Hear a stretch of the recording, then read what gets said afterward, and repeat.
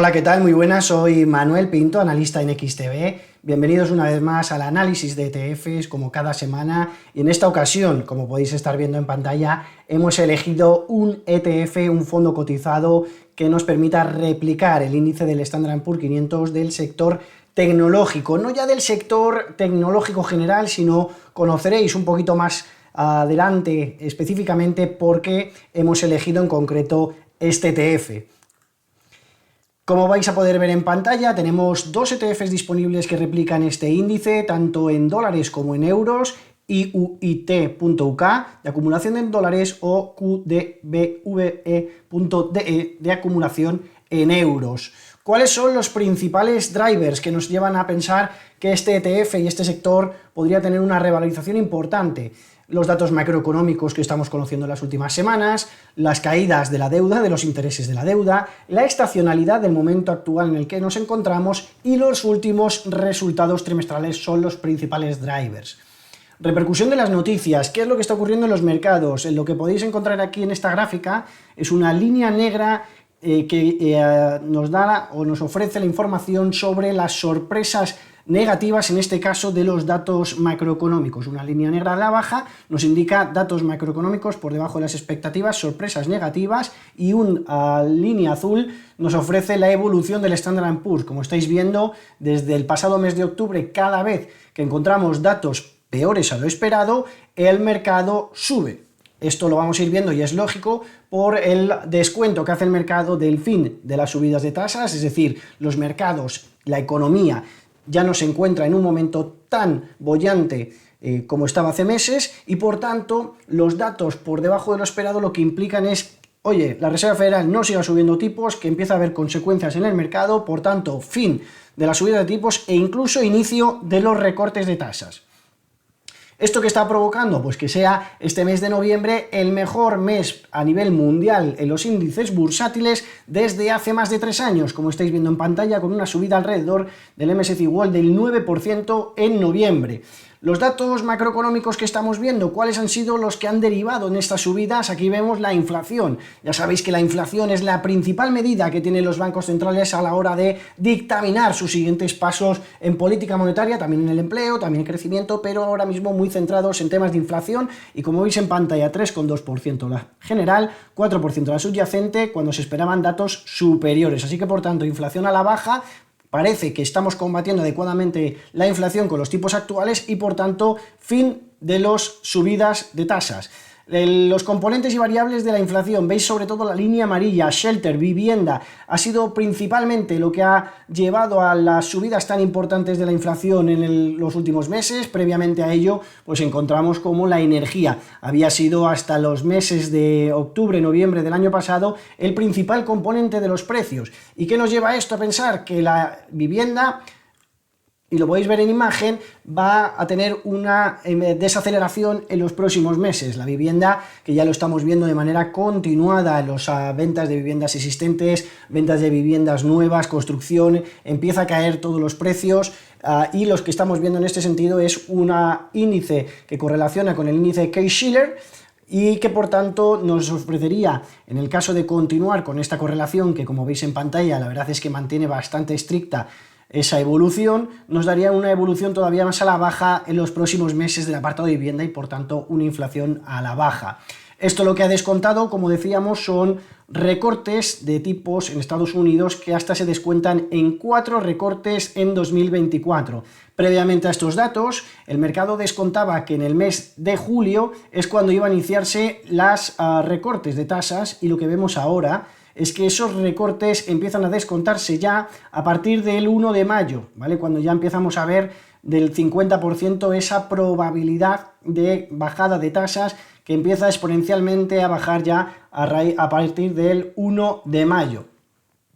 De hecho, las estimaciones de las casas de análisis no solo hablan de un recorte, sino en el caso incluso de UBS, de tipos de interés al 2,75%. Desde luego que ver las tasas en niveles más bajos, entre otras cosas, lo que ofrece es una correlación muy directa con los bonos, con los intereses de la deuda.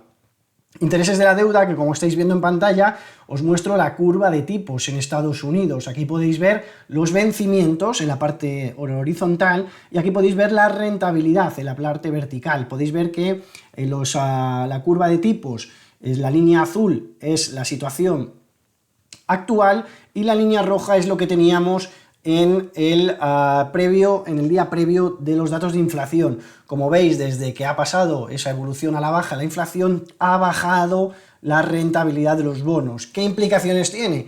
Pues evidentemente todos los deudores, empresas que tienen altos niveles de endeudamiento, dejan de pagar tantos intereses de deuda y por tanto es una muy buena noticia para sus finanzas, para su economía.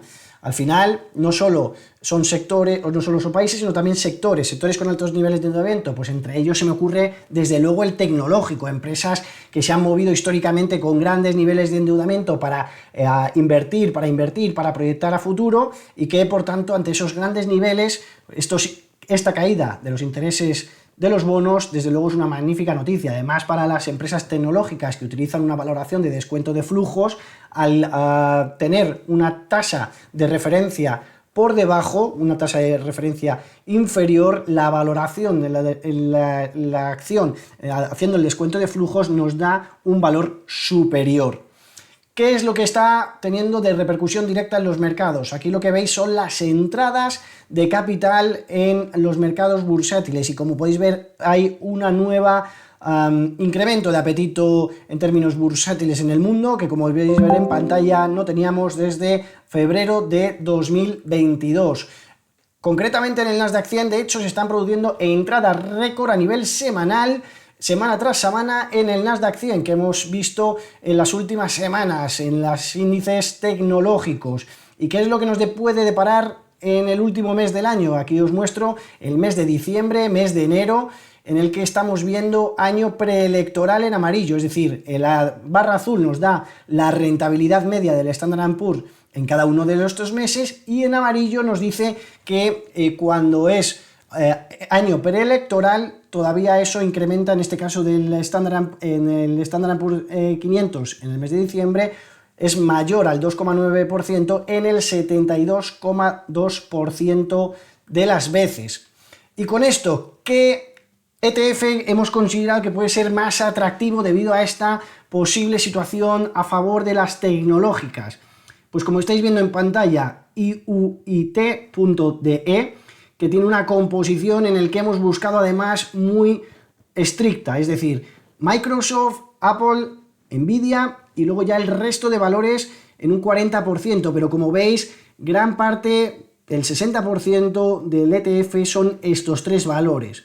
Este ETF, como decimos, intenta reproducir la rentabilidad del índice por empresas estadounidenses, únicamente americanas, de la tecnología de la información. Tiene un coste de mantenimiento anual del 0,15, un TER del 0,15%, y en lo que llevamos de año ha subido un increíble 51%. Apple y Microsoft, que justamente en estas últimas semanas han tenido un nuevo hito, y es que juntas suponen aproximadamente el 15% de los movimientos del S&P 500, es decir, lo que hacen estas dos compañías representa ahora mismo el 15% del total, es el máximo histórico de dos compañías de manera conjunta, superando el 10,9% del mismo en la época de los 80, de la época de los 2000, y en la época del 2008, así que por tanto un nuevo hito que están marcando estas compañías. Y la gran pregunta también es si llegamos tarde a toda esta evolución que estamos viendo, a toda la evolución de la inteligencia artificial, de la tecnología. Desde luego que el crecimiento ha sido exponencial y lo vemos en pantalla y en línea azul oscura los ingresos en el último año. En el último año quiere decir en 2022. En la línea un poquito más morada, la estimación para este 2023, que es superior al año anterior, y en verde la estimación que tenemos de cara al año que viene. Como veis, en Google se mantiene muy similar, de hecho es un 0% de subida, pero lo que estamos viendo es que Microsoft tiene un 40% de posibilidades de revalorización de ingresos y Nvidia un impresionante 223%. Por tanto, no consideramos ni mucho menos que sea el fin de la inteligencia artificial. ¿De dónde salen los beneficios de Microsoft? ¿Por qué somos tan positivos en Microsoft? Aquí primero explicar cómo se originan esos datos, sobre todo el servicio en la nube en su unidad de negocio de Azure es lo que le ha reportado los mayores beneficios en el último trimestre, que han crecido prácticamente un 30% y que desde luego han sido exponencialmente mayores que en los últimos trimestres. Como veis en pantalla, ha sido el mayor crecimiento reportado en los últimos 6 trimestres, en más de un año y medio. Otras partidas clave para la compañía fundada por Bill Gates son los paquetes Office, Windows, la videoconsola Xbox, justamente ahora que ha llegado el acuerdo para la compra de Activision Blizzard, o LinkedIn, que ha sido desde luego un gran movimiento de compra en su momento, una red social que no para de crecer en los últimos tiempos. Y si nos vamos a estos datos de la nube más detenidamente, aquí lo que vemos es una comparación de los datos de Microsoft, de Google y de Amazon en lo que es la nube, en los ingresos de la nube.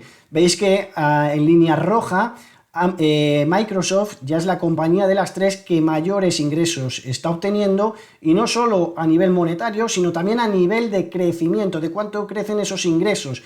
Veis que precisamente Google ha tenido en esta línea negra un crecimiento a la baja y ha sido el principal motivo, si recordáis, de esa gran caída de casi el 10% el día de su presentación de resultados. Ha sido esta flechita que ha sido el crecimiento de la nube a la baja y la gran subida de Microsoft desde ese 6%. Desde luego que le está ayudando esa inversión tan fuerte en OpenAI, que es una de las compañías ahora mismo que ha estado en los medios por todas las dudas a nivel de corporate management con la salida del CEO y después su nueva reincorporación, pero que desde luego le está reportando grandes beneficios al área de la nube, un área clave. En el caso de Nvidia, aquí lo que vemos desde luego son unos resultados extraordinarios, fabulosos en la compañía, que desde luego está multiplicando por 3 sus resultados a medida que crece el auge por los chips y la inteligencia artificial. Es verdad que tuvo un pequeño lunar con los datos reportados en la evolución de China, pero desde luego que con una cuota de mercado del 95% de los chips y unidades de procesamiento de gráficos, creemos que es una compañía con una proyección tremenda. No solo nosotros, sino los analistas que ven como a futuro, a 2028, el crecimiento de la compañía podría multiplicarse hasta por 5 de cara a los próximos años, que yo creo que ahora mismo ninguna compañía de las grandes del mercado puede tener resultados ni siquiera parecidos.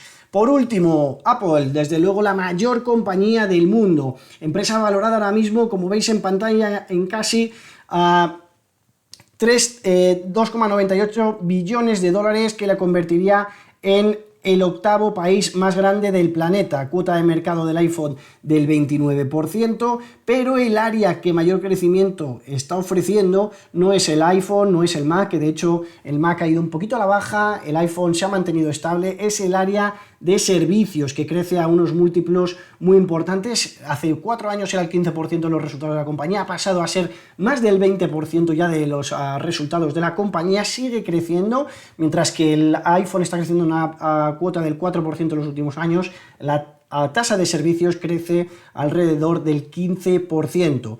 Como decimos, esto es la publicidad, Apple Card, Apple Play, que además tiene iTunes, pues tiene un montón de soluciones y posibilidades de crecimiento, desde el incremento de las suscripciones de pago, la inteligencia artificial y los aumentos de pagos.